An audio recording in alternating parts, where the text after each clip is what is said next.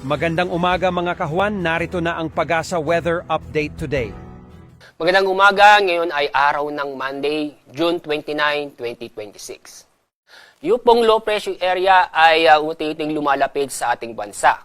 Kasalukuyan, ang layo ng low pressure area ay nasa more than 490 kilometers silangan ng Surigao City, Surigao del Norte. Sa mga oras ito, mababa ang tsansa na maging bagyo ang low pressure area. Ang inaasang pagkilos itong low pressure area ay dadaan sa Southern Luzon, Visayas area bukas. Pagdating ng Miyerkules, itong low pressure area ay inaasahang nasa West Philippine Sea. Kapag nasa West Philippine Sea ang low pressure area o sa araw ng Miyerkules, mataas na ang tsansa na maging bagyo ito. Ang susunod na pangalan ng bagyo ngayong taon ay Henry. Yung pong habagat o southwest monsoon ay unti-unting humihina at unti-unting lumalayo sa ating lupa. At sa kasalukuyan, itong habagat ay naapektuhan na lamang ang western section ng Southern Luzon.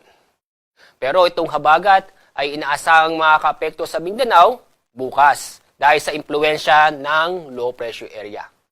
Ngayong araw, dahil sa low pressure area, magiging maulap ang kalangitan na may mga kalat-kalat na pag-ulan at thunderstorm sa Quezon, Bicol Region at kasama na rin ang Mimaropa. Sa lalabing bahagi ng Luzon kasama ang Metro Manila, fair weather po tayo ngayong araw.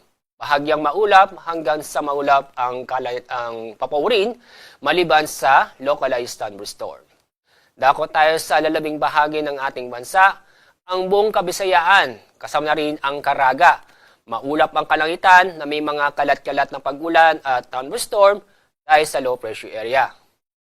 Sa lalabing bahagi ng Mindanao, ngayong araw, fair weather po tayo, maliban sa localized thunderstorm. At dahil sa low pressure area, ngayong araw, may inaasahan po tayo na malalakas na pag-ulan sa Eastern Visayas, Sorsogon, Masbate, at kasama na rin ang Dinagat Island at Surigao del Norte. Bukas, araw ng Martes, inaasahan pa rin tayong malalakas na pag-ulan sa Oriental Mindoro, Occidental Mindoro, Romblon, Masbate at Palawan. Pagdating ng Miyerkules, inaasahan pa rin tayong malalakas na pag-ulan sa Occidental Mindoro at Palawan.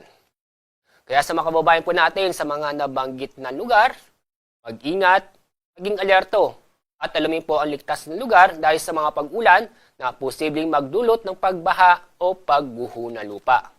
Wala po tayong gale warning ngayong araw, pero paalala, mag-ingat pa rin tayo dahil sa mga pag-uulan nating maranasan na dahil sa low pressure area at sa habagat o southwest monsoon ngayon at sa mga susunod na araw.